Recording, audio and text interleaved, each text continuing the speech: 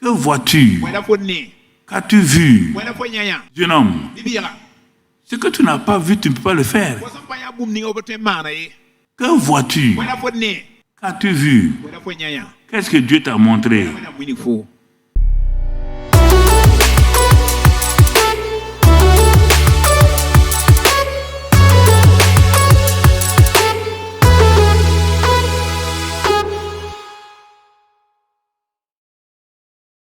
C'est pourquoi nous disons, que vois-tu? La question est là. Que vois-tu? Nous sommes au 3e jour. Que vois-tu?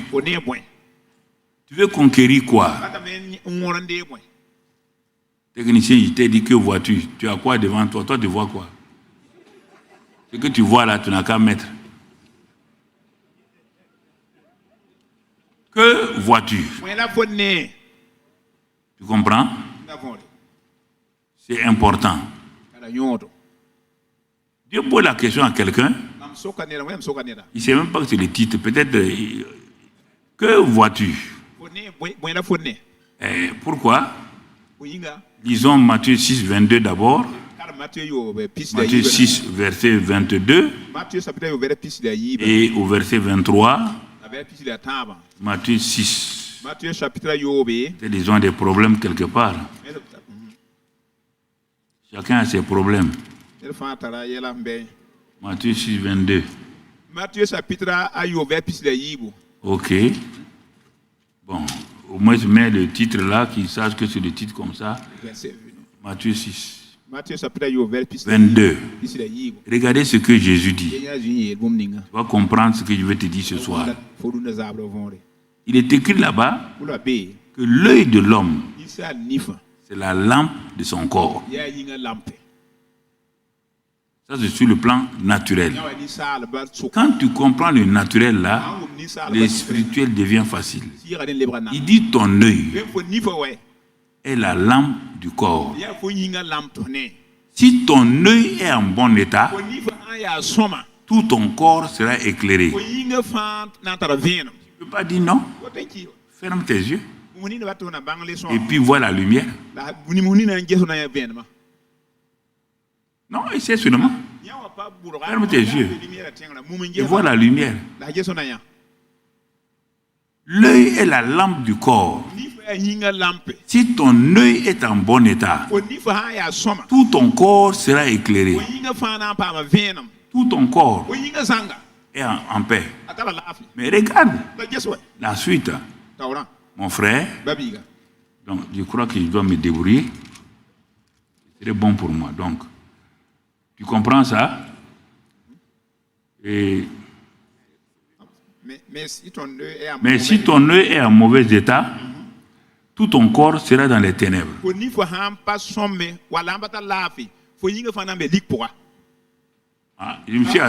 Quand Dieu parle, il faut prendre au sérieux. Si ton œil est en bon état, tout ton corps est éclairé. Si ton œil est en mauvais état, tout ton corps est dans les ténèbres. Ça, c'est sur le plan naturel. Si donc ta lumière et la lumière qui est en toi est ténèbre, combien seront grandes ces ténèbres? Regarde sur le plan naturel ce que ça produit. Quand quelqu'un perd la vision, même la vue, même pour quelques minutes. Alors, il ne voit même pas le monde naturel. Il ne sait pas qu'il est en danger. Il y a un grand trou devant lui, il ne sait pas. Il a... Je t'ai jamais dit chrétien. Jamais je t'ai dit ça. Si tu ne m'enlèves pas ça, tu as chaud.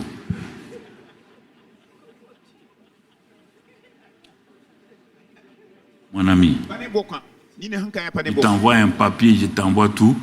Ou bien ton œil est rentré dans les ténèbres déjà. Sois délivré au nom de Jésus. Que vois-tu? Je n'ai pas mis chrétien là-bas. Tu comprends? Si c'est faux, viens prendre ma feuille. Que vois-tu? C'est pas ça? Donc tu comprends? C'est important que tu comprennes. Quand je t'enseigne quelque chose, je suis un enseignant pour t'éclairer. Tu peux être apôtre. Il n'y a pas de problème. Tu es prophète. Mais tu n'es pas enseignant. Tu n'es pas enseignant.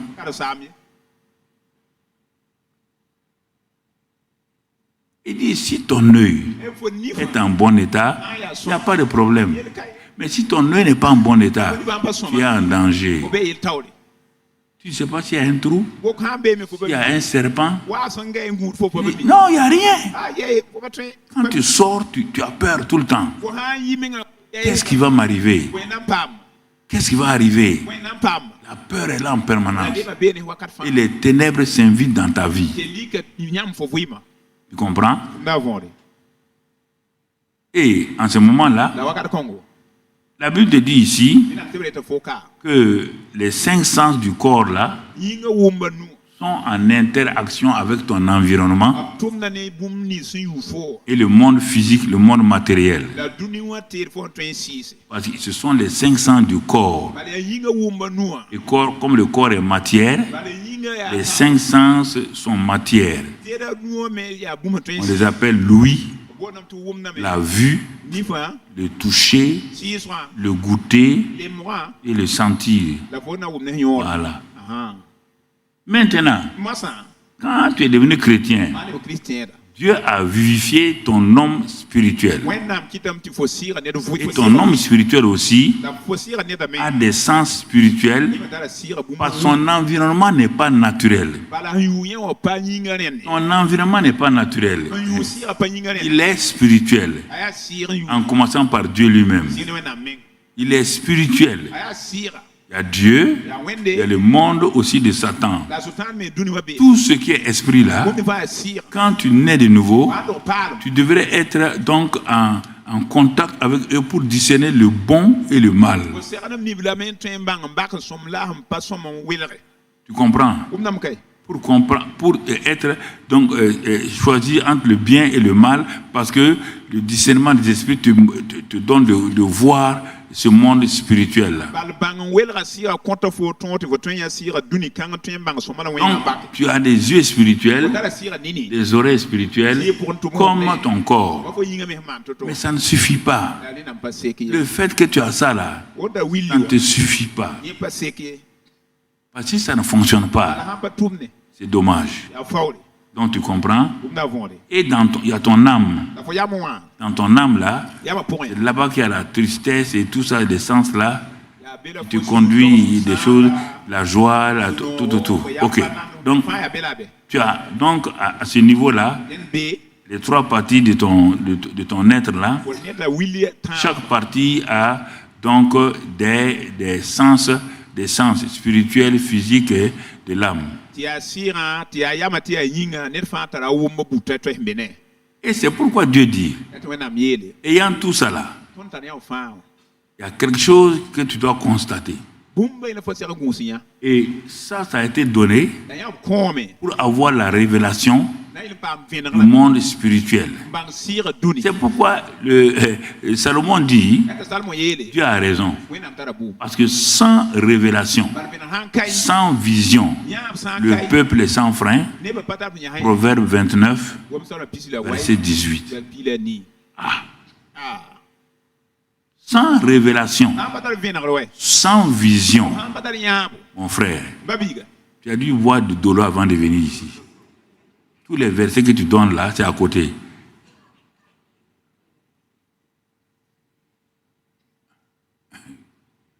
Quand il n'y a pas de révélation, le peuple est sans frein. Heureux s'il observe même la loi. Ça concerne tout le monde. Hein? Quand un pasteur n'a pas de révélation, il est en train de conduire l'église là sans frein. Il y aura accident. Il y aura accident. Donc tu vois, révélation veut dire quoi?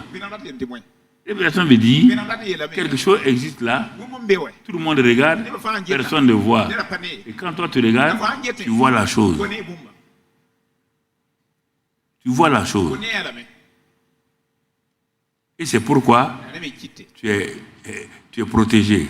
Parce que le discernement des esprits, la vision, ou bien les rêves, les songes, je ne parle pas des songes où tu vois de vaches noires. Laisse-moi ces choses-là. Voilà, laisse-moi ces choses-là. J'ai rêvé. De quoi? Laisse-moi ça. Ne me dérange pas avec ça. Tu comprends? Donc, quand tu regardes toutes ces choses, et tu vas arriver à Amos 3, verset 7. Amos 3, verset 7. Tu peux les écrire et puis tu vas les lire après. Amos 3, verset 7. Et car le Seigneur l'Éternel ne fait rien sans avoir révélé son secret à ses serviteurs les prophètes. La révélation est importante. Parce que Deutéronome 29 dit les choses cachées sont à l'Éternel, mais les choses révélées sont à nous et à nos enfants afin que nous les pratiquions.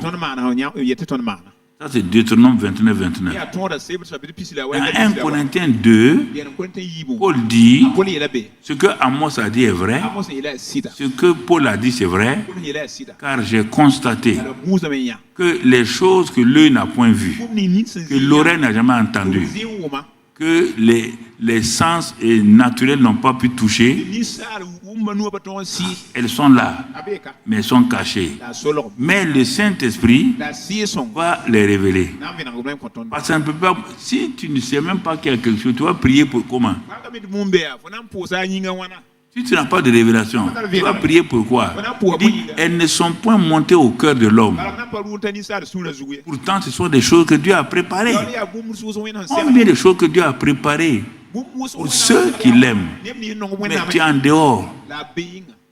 Tu es en train de prier pour des choses que Dieu n'a pas préparées. Ça se complète avec Éphésiens 2:10, où il est dit que nous sommes l'ouvrage de Dieu, ayant été créés pour pratiquer les choses que Dieu a préparées. Éphésiens 2:10, 1 Corinthiens 2, Deutéronome 29, si tu les mets ensemble, c'est ça qui doit faire un point majeur de ta conquête. C'est par ce moyen-là que tu peux savoir. Que tu peux savoir. C'est ça que les savants grecs ont trouvé en disant Eureka. Tu comprends? Tu es un chercheur. Tu cherches. C'est des choses cachées. Demande à Dieu. Ouvre mes yeux pour que je vois ça. C'est pourquoi, dans l'histoire, on dit les grandes découvertes. C'est ça qu'on dit? Les grandes découvertes. Et ces découvertes-là, l'électricité était là. Au temps d'Abraham, Noé, il y avait l'électricité. Au temps de David, au temps de Salomon, l'homme le plus sage, il y avait l'électricité, mais il n'a jamais su. Du coup, au jour, donc à partir du 18e siècle, les gens cherchaient, et du 19e et puis début du 20e siècle, Dieu a commencé à révéler l'électricité aux gens. Tu vois, c'était là. Tout ce que nous avons là, c'est déjà là. C'est pourquoi on les appelle les grandes découvertes. Chaque grande découverte a propulsé l'homme dans son naturel. Personne ne comprenait la loi de la gravité ou la loi de la gravitation, la loi de la substantation, la loi de l'aérodynamique. Personne ne comprenait. Il a fallu qu'un jour des fils de pasteurs, Wright, de Londres, découvrent ces choses-là. Et à partir de ce moment-là, l'avion, la fusée a été banale.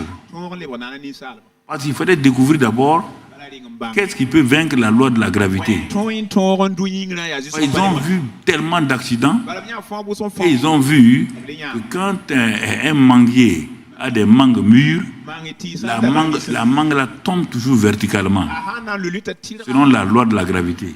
La mangue ne peut pas tomber de façon obligatoire. Non. Ils ont regardé. Ils ont regardé les oiseaux. Les deux frères ont regardé les oiseaux. Ils ont regardé. Quand tu cours pour attraper un oiseau, il s'assoit, il t'attend. Quand tu fonces, il met ses deux ailes, il s'en va te laisser. Ah, les mangues tombent verticalement.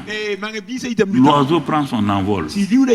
Contre ce vent-là, il y a une loi qu'on doit découvrir. Comme c'est des filles de pasteurs, ils ont commencé à dire à Dieu, ouvre notre intelligence, éclaire-nous. Dieu les a éclairés. L'avion qu'ils ont fait là, c'est pas un Boeing. C'est un avion avec des bois, mais ça, c'est parti. Mais ce sont eux qui ont inventé l'avion. Ils ont vu l'avion. Que vois-tu? Qu'as-tu vu? Jeune homme, ce que tu n'as pas vu, tu ne peux pas le faire. Que vois-tu? Qu'as-tu vu? Qu'est-ce que Dieu t'a montré? Tu comprends? Et c'est pourquoi on voit avec Genèse 18, verset 17, Dieu, il parle, Genèse, qu'est-ce qu'il dit? Alors l'Éternel dit, cacherai-je à Abraham ce que je vais faire? Vous voyez, Dieu commence à parler. Il dit qu'il révèle ces choses à ses prophètes. Abraham est rentré rentre dans l'amitié de Dieu. Dieu dit, les choses cachées là, je ne veux plus les faire sans avertir mon ami. Si tu rentres dans l'amitié de Dieu, comme je l'ai prêché à 4 semaines, si tu rentres dans ça, les choses qui vont se passer là, Dieu va te les montrer. Il va te les montrer. Pour que tu sois un intercesseur stratégique. Il y a des gens, quand Dieu montre que quelqu'un va mourir, il se promène pour dire, bon, attendez, il va mourir. Non. S'il meurt, tu as problème. Si Dieu te montre que quelqu'un va mourir, s'il meurt, c'est toi qui as problème. Dieu t'a dit, lève-toi et veille sur les gens. C'est pourquoi il y a des gens avec qui je parlais, mais tout le temps, ils disent que telle personne va mourir, telle personne va mourir. Moi, j'ai dit, ok, si votre vocabulaire là, l'homme le mot na ça, amana freni tienlo, na sara ba mundima. S'il meurt, il va te donner quoi? Hein? Ça va te donner quoi? Dieu t'a confié la personne pour que tu interviennes, que tu pries. Tu n'es pas un croque-mort. Tu promener dire que les gens vont mourir. Tu n'as pas cette capacité. Et c'est ce qui fait que bon, Dieu retire des dons aux gens. Après, on est étonné. Si tu vas chez quelqu'un, il te dit qu'il a vu que tu es mort une fois, ça ne s'est pas passé.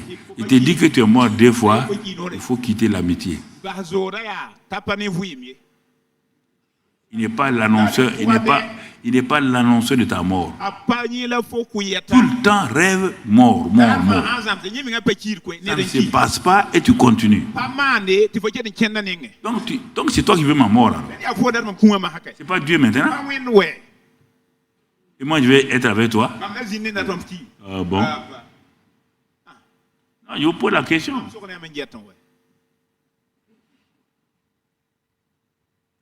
Donc, toi, tu vas annoncer aux gens dans ton église que tel frère là, Dieu t'a montré qu'il va mourir. Sa mort là, va te donner quoi? Tu n'es que méchant, tu es un croque-mort. Ça va te donner quoi?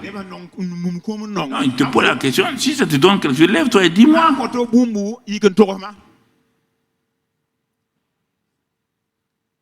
Dieu te dit, il te donne la puissance pour changer la situation. Et tu notes ça. Un jour, cette personne va dire, je me suis levé la nuit, j'étais en train de mourir. Tu continues à écouter. Tu continues à écouter. Quand il a fini, tu enlèves ton carnet. Mon ami vient là. Et regarde, lis. Il y a son nom, il y a l'heure, il devait mourir. Tu as prié. Il dit, hein? Donc c'est à cause de toi que je vis.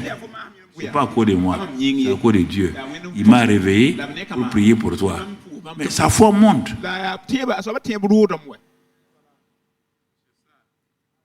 Je ne sais pas. Vous voulez attendre des fausses prophéties. Pas des prophéties de la mort des gens. Tu ne vois que la mort des gens. Ça te donne quoi? Oh oui, je savais, j'avais vu. Ça te donne quoi? Sans prophétiser ta mort, tu vas mourir.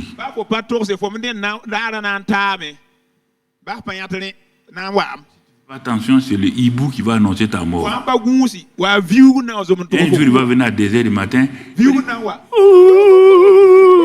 C'est fini pour toi.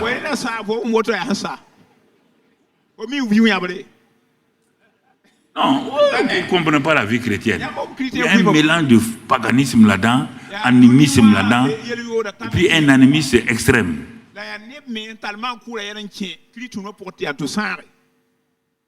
C'est ça. Il y a des gens qui m'ont dit dans tel village là, tu vas faire accident, tu meurs là-bas. Il dit, ah bon, moi, mourir par accident. Tu me connais? Je suis précieux pour Dieu. Hein? Je vais mourir royalement.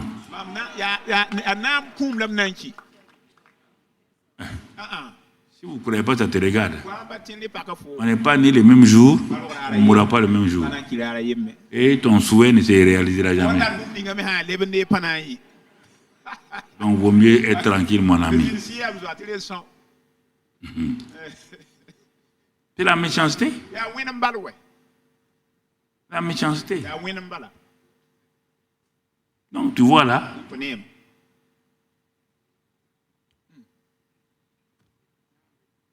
Que vois-tu?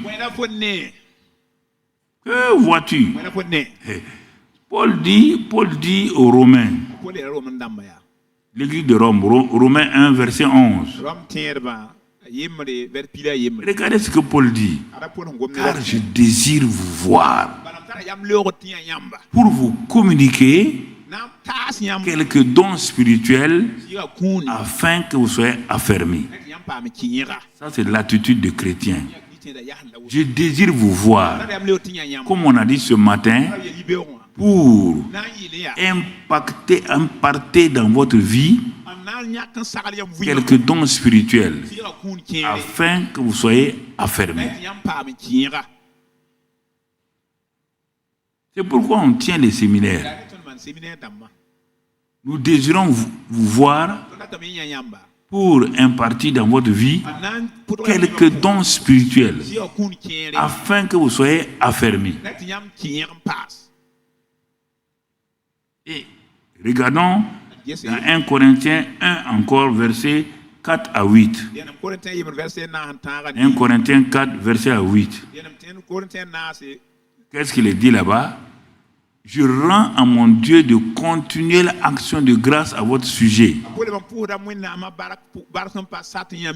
Pour la grâce de Dieu, tout le temps la grâce de Dieu. Sinon, les Corinthiens, ce sont des gens charnels, des bébés qui ont créé la pagaille, comme on l'a dit le matin.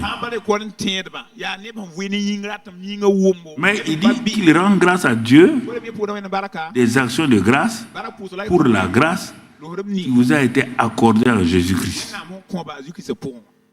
Tout est par grâce. Ça vous a été accordé. La suite, qu'est-ce qu'il dit? Car en ce Jésus-là, vous avez été comblés de toutes les richesses qui concernent la parole et la connaissance. Le témoignage de Christ ayant été solidement établi parmi vous, de sorte qu'il ne vous manque aucun don dans l'attente où vous êtes de la manifestation de notre Seigneur Jésus-Christ. Paul, tu peux me dire ça? Ils ont tous les dons? Il dit oui. C'est une grâce. Mais pourquoi tu dis dans 1 Corinthiens 3, ils sont des charnels? Il dit, c'est ça que tu es en train d'enseigner, non? Tu es en train d'enseigner ça? Les dons sont des dons. Mais maintenant, ça c'est la grâce. Je leur ai donné la vie. Au lieu qu'ils développent la vie abondante, ils ont développé autre chose. Ça, c'est pas ma faute. C'est eux qui ont développé ça. Ah, j'ai dit oui, tu as raison. Sur les dons là, les Corinthiens avaient tous les dons. Plus que l'église merveilleuse d'Éphèse. C'est Paul qui a écrit les deux. Il n'a jamais dit aux Éphésiens qu'ils ont tous les dons. Il n'a jamais dit, tu vois là, il connaît les gens. Mais il sait que leur vie personnelle n'est pas en règle. C'est pourquoi il les avertit. Et s'ils ne font pas attention, ils vont avoir des difficultés. Donc tu vois mon frère, quand tu vois tout cela, tu commences à comprendre qu'est-ce que Dieu dit, que vois-tu? Quelle est ta vision? Que vois-tu? Regardons 1 Roi, chapitre 19, verset 19. 1 Roi 19, 19. Qu'est-ce qu'il est écrit? Élie partit de là et il trouva Élisée, fils de Shaphat. Il labourait. On a vu Paul le matin, on a vu Élie hier soir. Regardons celui qui va suivre Élie. Qu'est-ce qui va se passer? C'est ça qu'il faut comprendre. C'est pour ça qu'on est dans le séminaire. Il a trouvé Élisée. Qui faisait quoi? Qui labourait. Dieu ne trouve pas des paresseux. Dieu n'appelle pas des paresseux. Dieu n'appelle pas des gens qui ne se préoccupent pas de son royaume. Il a trouvé David gardant les moutons de son père. Même Saül a été trouvé parce qu'il cherchait les ânesses de son père. Dieu ne trouve pas quelqu'un qui est au chômage, qui se promène, qui ne fait rien, et puis il va le prendre. Il va avoir des problèmes avec lui. Dieu vous demande toujours de payer un prix pour le suivre. Il a trouvé Matthieu dans son cabinet des impôts, parce que Matthieu était un inspecteur des impôts. Il le trouve seulement, il dit, lève-toi, suis-moi. Le monsieur s'est levé, il a suivi Jésus. Il a trouvé Pierre et son frère. Il dit, suivez-moi. Ils sont allés saluer papa. Ils l'ont suivi. Et regardez ici aussi. Il a trouvé Élisée. Dieu dit, va le oindre à ta place. Il est parti. Et quand il est parti, il faut qu'il communique à Élisée une bonne vision. Il avait 24 bœufs, c'est-à-dire qu'on dit devant lui 12 pères, c'est 2 fois 12. Donc, et il était avec la 12e paire. Élie s'approcha de lui et il jeta sur lui son manteau. Le petit est laboureur. Il ne comprend pas la vie spirituelle. Élie va l'aider. C'est pourquoi parfois quand je prie, je parle à la personne pour que la personne soit aidée pour commencer à développer en elle-même ce que Dieu veut faire.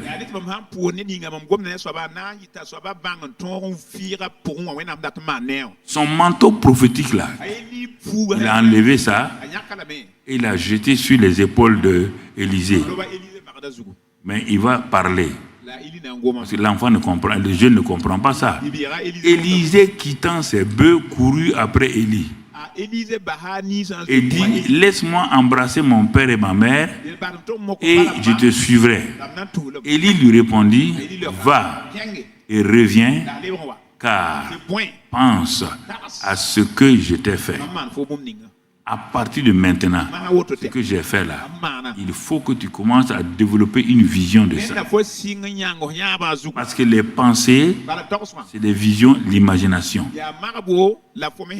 Il faut développer cela. Ce n'est pas un acte ponctuel. Ça veut dire toute ta destinée est alliée sur ça. Et ce n'est pas fini. Donc, si tu veux, n'oublie pas. Ne laisse pas ta mémoire avaler ces choses-là. Souviens-toi à chaque instant. Ne sais pas que quelqu'un ne vienne pas te détourner de cette vision-là. Ne laisse pas quelqu'un venir te dire que lui, il a eu une vision sur toi alors que tu viens d'avoir la vision pour ta destinée. Pourquoi? Parce que Élisée, il y a un jeune prophète que j'ai oint. Il avait une puissante onction. Un jour, je l'ai envoyé pour aller prévenir un roi. La manière de vivre du roi là n'est pas convenable à Dieu. Et ce roi-là s'est fait sacrificateur. Il est entré dans le temple pour offrir le parfum. Or, il n'a pas droit à ça. Il y a les prophètes, les sacrificateurs et les rois. Ce sont les trois qui sont loin, chacun dans son domaine. Mais va vite, tu vas le trouver dans le temple là. Dis-lui de sortir rapidement. Le jeune prophète est parti et il a trouvé le roi. Il dit au roi, ça c'est pas ton travail. Mais Dieu avait prévu le jeune homme là. Quand tu vas parler au roi, quand les choses vont s'exécuter, ne reviens pas par la même route. Et ne t'arrête pas sur la route. Il est parti. Il a parlé. Le roi a voulu le maltraiter. Son bras a séché. Le roi a crié, libère mon bras. Le petit a prié. Le bras du roi est libéré. Il reprend sa route. Et lui dit, ne prends pas la même route et ne t'assois pas. Si tu veux conquérir, ne t'assois pas. Il s'en va, on ne sait pas pourquoi. Il est parti s'asseoir. Et les enfants du un vieux prophète qui était là, les enfants viennent lui dire, ah, on a vu quelque chose d'extraordinaire. Il y a un jeune prophète qui est venu. Il n'a pas eu peur, il a parlé au roi. La main du roi est devenue sèche. Il a prié encore. La main a été libérée. Le vieux prophète dit où il est? Sur mon territoire. Vous avez laissé un jeune prophète venir sur mon territoire et puis m'humilier comme ça là. Où il est? On dit qu'il a pris la route là. Il prend son âne, il poursuit.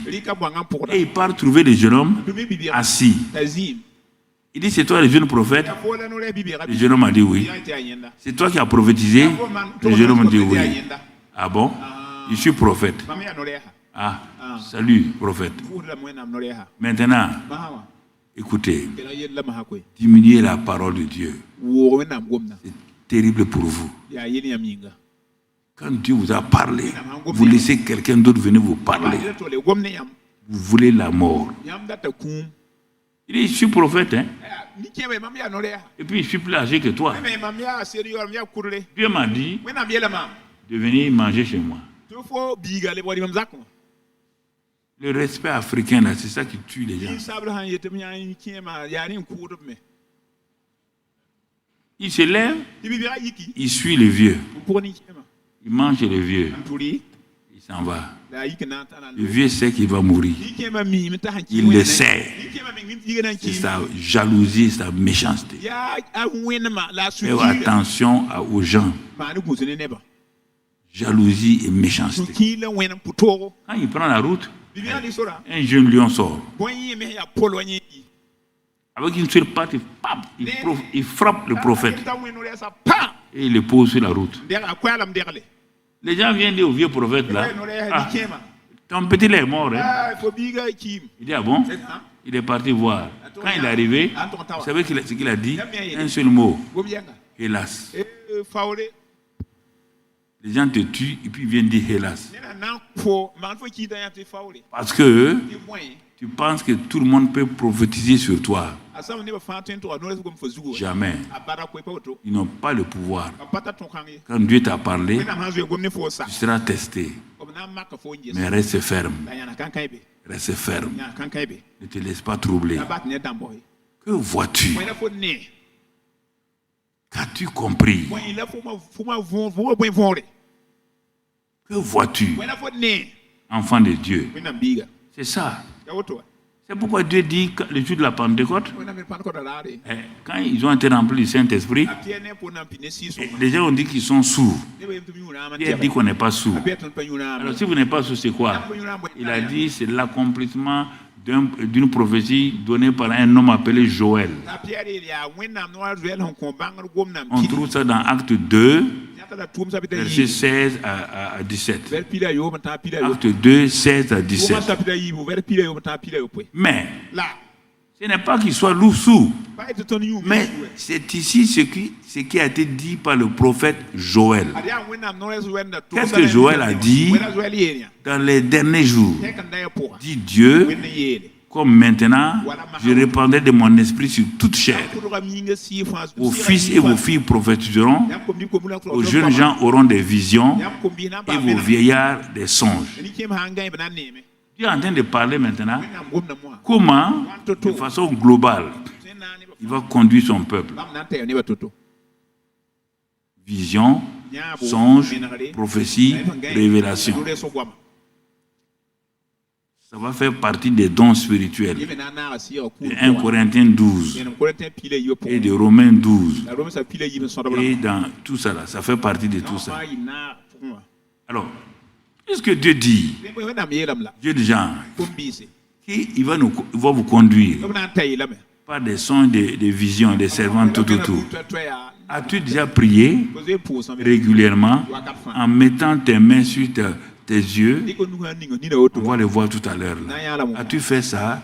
Non. Ce qu'il t'a dit là, demande ça. Prends possession de ça. Pourquoi tu laisses ça? Tu vas aller chercher autre chose.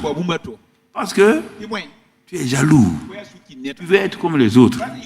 Dieu te dit vision, révélation, songe, prophétie. Prends possession de ça. Prends possession de ça. Mon ami, il est important que tu comprennes.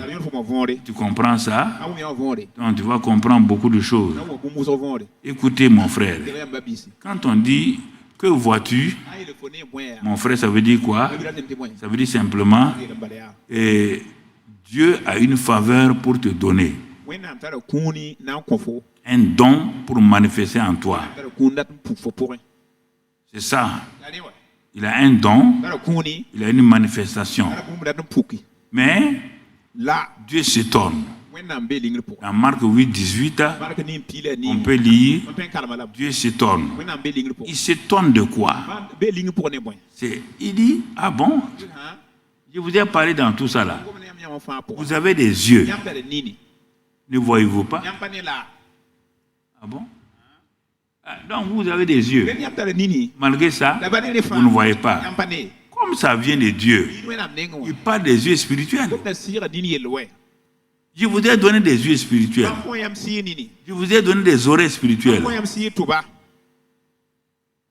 Mais vous ne voyez pas, vous n'entendez pas. Il dit dans un passage d'Ésaïe, qui est sourd comme mon serviteur, qui est aveugle. C'est dommage. Dieu vient se présenter. Dieu vient nous révéler des choses pour qu'on les connaisse et qu'on aille de l'avant. Non. Qui est sourd, qui est aveugle. Il dit, ah bon? Qui est aveugle? Sinon mon serviteur est sourd, comme mon messager que j'envoie. Qui est aveugle, comme l'ami de Dieu. Aveugle comme le serviteur de l'Éternel. Le cœur de Dieu est triste. Ce qu'il voit, ses enfants ne voient pas. Ce qu'il entend, ses enfants n'entendent pas. Comment peut-il les utiliser s'ils sont sourds, s'ils sont aveugles, s'ils ne sont pas sensibles à la voix du Saint-Esprit? Que vois-tu? C'est pourquoi il pose la question. Si tu ne vois pas, tu ne peux pas opérer. Donc, vous voyez, ce que tu ne vois pas là, tu ne peux pas opérer. Et c'est pourquoi Dieu dit, maintenant, je vais vous enseigner à aller de l'avant, à progresser, à voir les choses telles que je veux que vous les voyez. C'est pourquoi ce midi, on a prié pour une partie des délégués de l'extérieur. Maintenant, on va voir simplement 5 ou 6 points de prière. On va ce soir-là arrêter pour faire des prières pour que tu comprennes ce que c'est au juste. Si tu ne pries pas dans les termes de Dieu, tu ne peux pas exaucer. 1 Jean 5, 14. 1 Jean 5, 14 dit quoi? Si vous demandez selon sa volonté, il vous écoute. Parce que vous avez l'assurance. Dieu ne t'écoutera même pas si tu ne demandes pas selon ta... Ce n'est pas ta volonté. Même son fils a dit, non pas ma volonté, ta volonté. Et toi, tu dis, tu vas aller monter ta volonté à Dieu. Il ne va même pas t'écouter. Il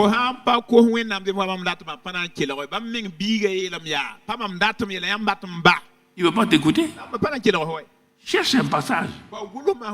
Cherche une parole. Va lui présenter. Quand Josaphat a été arrêté au milieu des ennemis, il dit, hey, on va rappeler à Dieu ce qu'il a dit à Salomon. C'est ça. Il dit, mais tu n'as pas dit que même si on se tourne de l'étranger vers Jérusalem, et qu'on invoque ton nom, tu vas nous délivrer. Il dit oui. Il dit bon, maintenant nous on se tourne. Il a fait venir mobiliser tout le monde, jusque les enfants au sein. Il a dit aux mamans là, vous allez faire tant d'heures, vous ne donnez pas le sein. C'est un jeûne national. Et c'est ça qu'ils ont fait. Les ennemis ont été vaincus.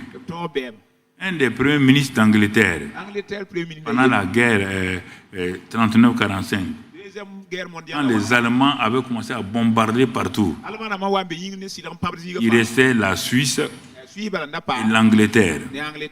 Comme la Suisse était un pays neutre là, ils avaient un grand pasteur là-bas qui a réuni tous les gens et qui a invoqué le sang de Jésus autour de la Suisse. Et quand les Allemands sont venus, on ne sait pas pourquoi, ils ont bombardé Vichy. Tu connais la Suisse, Vichy est à côté. Donc, tous les choses sont à côté. Mais aucune bombe n'est tombée en Suisse. Et le premier ministre d'Angleterre, lui, il a dit quoi? Il a dit demain, toute l'Angleterre va jeûner. Pour que tous les avions, parce que les Allemands venaient de voir des choses avec, comment on appelle ça, les radars, c'est ça, c'est la première fois. Ils ont dit que tous les radars, ils ne puissent rien voir. Le lendemain, normalement, l'Angleterre est remplie de brouillard. Hein? Mais en été, quand même, il n'y a pas de brouillard tout le temps. Au moment où la météo avait annoncé que le temps est clair et tout, mais le Premier ministre a dit de prier pour que les radars ne soient pas choses. Brusquement le matin, tout le ciel de Londres, partout où les avions devaient passer, ils sont arrêtés. Et une maman là, on dit de dormir, de rentrer dans les souterrains. Elle dit non. Elle dit que 1000 vont tomber à ma droite, 10 000 à ma gauche. Je ne serai pas atteint. Le Premier ministre a dit de jeûner. On a obéi à l'autorité. Quand les avions allemands sont arrivés, ils ont bombardé mais à côté. Ils ont fini. Ils se sont rendus compte qu'ils n'ont atteint aucune cible en Angleterre. Est-ce que tu comprends ça? Est-ce que tu comprends? Il y a plein d'histoires comme ça dans le monde où les gens, mon frère, où ils ont vu des gens, où c'est ça. Pour que ta destinée soit réelle, apprends à demander à Dieu. Révèle-moi. Montre-moi. Parle-moi.